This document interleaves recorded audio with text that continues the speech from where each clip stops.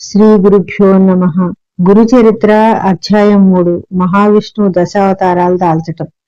శ్రీ నృసింహ సరస్వతి శిష్యుడైనటువంటి సిద్ధపురుషుని ద్వారా దీపకుని గురుభక్తి గురించి తెలుసుకున్న నామధారకుడు ఆశ్చర్యపోయి, గురువుని మించిన దైవం మరొకడు లేడనే విశ్వాసంతో ఎవరైతే గురు సేవ చేస్తారో అటువంటి వాడికి ఇహపరలోకాల్లో సుఖాలు కలుగుతాయనే విషయాన్ని గురువు ద్వారా వింటాడు. అటువంటి బుద్ధిమంతుడు జన్మరణ రూపమైన సంసార వలయంలో చిక్కుకుపోయినా సరే తామరాకు మీద నీటి బొట్టులాగా ఈ సంసార బంధాలకు చిక్కాడు.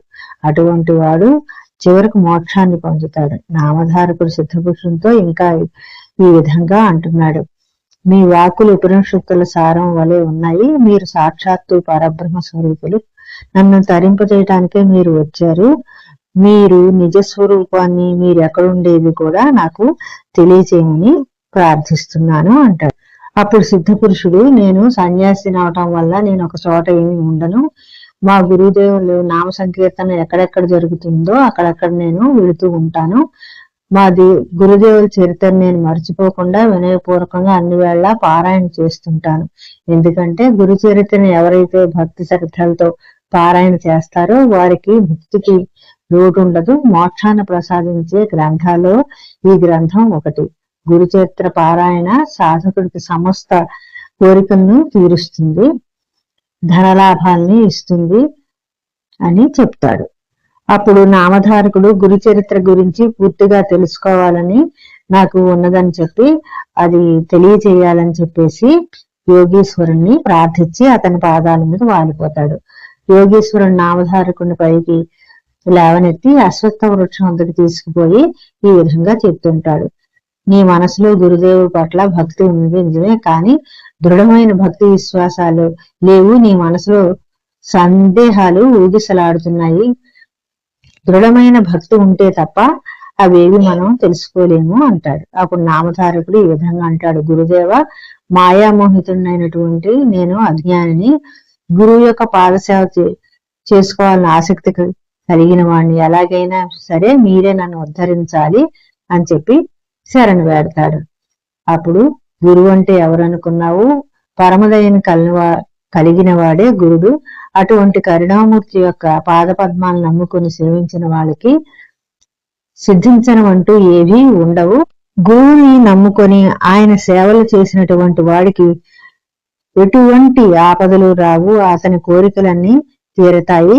కామధేనువు కల్పవృక్షము కొన్ని కోరికలే తీరుస్తుంది, కానీ గురువు సర్వవేళలా శిష్యుల్ని కాపాడుతూ ఉంటాడు అని చెప్తాడు.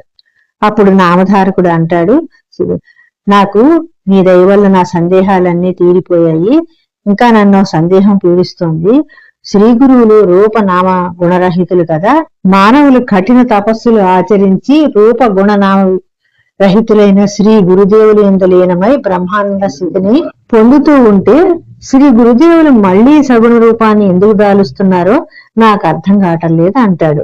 సిద్ధపురుషుడు నామధారకుడు చెప్తున్నాడు: నాయన, శ్రీ గురుదేవులు నిర్గుణ పరబ్రహ్మ స్వరూపమై ఉండి కూడా సగుణ రూపాన్ని ఎందుకు దాలుస్తున్నారంటే కేవలం లోకాలను ఉద్ధరించడం కోసం భగవంతుడు దుష్ట శిక్షణ, శిష్ట రక్షణ కోసం అవతరిస్తారు. అందుకే వీటిని అవతార ప్రయోజనాలు అంటారు.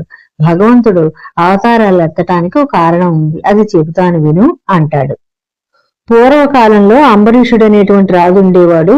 అతడు సూర్యవంశస్థుడు, గొప్ప శ్రీమన్నారాయణ భక్తుడు. రాజభోగాలు అనుభవిస్తున్నా కూడా ఏనాడు భగవంతుని యొక్క చరణాలను మరిచేటువంటి వాడు కాదు. శ్రీ మహావిష్ణువుని సంతృప్తి పరచడం కోసం ఏకాదశి తిథుల్లో ఉపవాసం చేస్తూ ద్వాదశి వ్రతాలని ఆచరిస్తూ ఉండేవాడు. ఇలా ఉండగా ఒక ద్వాదశి రోజు నాడు దుర్వాస మహాముని అంబరీషుడి ఇంటికి అతిథిగా వస్తాడు. రోజు ద్వాదశి తిథి కేవలం ఒక గడియ మాత్రమే ఉంటుంది. దుర్వాసుడు స్నానం చేయటానికి నదికి వెళ్తాడు. ద్వాదశి ఘడియలు దాటిపోతున్నాయి. అతిథిగా వచ్చినటువంటి దూర్వాస మహర్షి మాత్రం ఎంతకీ తిరిగి రావటం లేదు.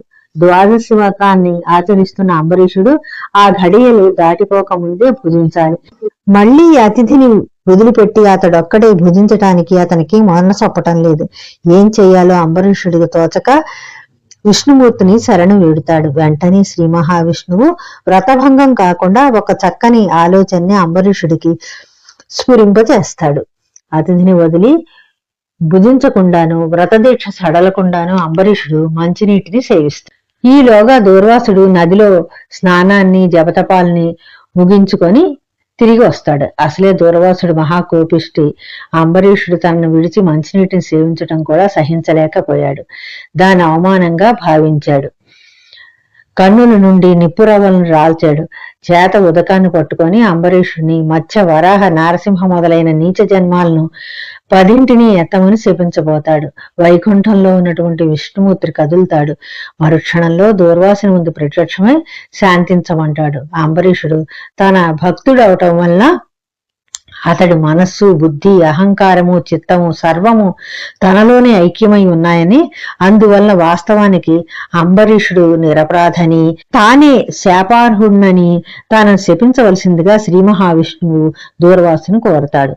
శ్రీ మహావిష్ణువు ఏదో లీలను చేస్తున్నాడని దూర్వాసుడు గ్రహించి ఒక్కసారి దివ్య దృష్టితో భవిష్యత్తును పరికిస్తాడు. అతడికి శ్రీ మహావిష్ణువు దశావతారాలు గోచరిస్తాయి.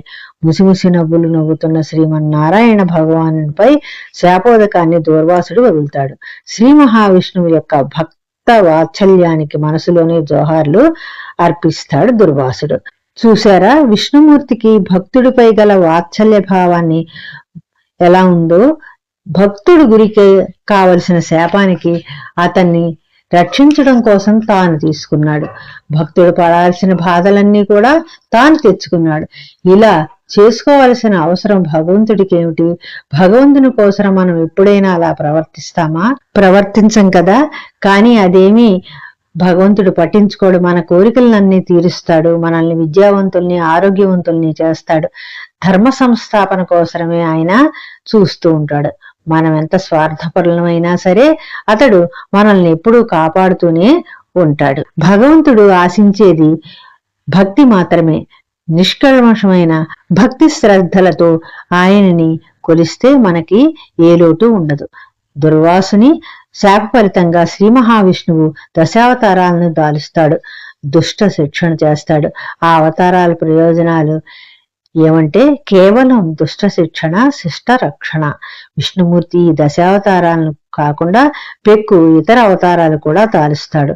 శ్రీమన్నారాయణుడు సమస్త అవతారాలు, లీలలు భాగవత పురాణంలో మనకి చక్కగా వర్ణించబడతాయి. అత్రి మహర్షి భార్య అనసూయాదేవి. ఈమె మహాపతివ్రత. ఒకనాడు వారింటికి త్రిమూర్తులు అతిథులుగా వచ్చి పాలు తాగే పసిపిల్లలుగా మారిపోయి చివరకు ఆమె బిడ్డలుగా జన్మిస్తారని సిద్ధపురుషుడు నామధారకుడికి చెప్తాడు. అప్పుడు నామధారకుడు సిద్ధపురుషుని ఈ విధంగా అడుగుతాడు, గురుదేవ, ఏ విధంగా త్రిమూర్తులు అనసూయాదేవి ముద్దు బిడ్డలవుతారో దాని గురించి నాకు చెప్పవాలని ప్రార్థిస్తాడు. 3వ అధ్యాయం సమాప్తము.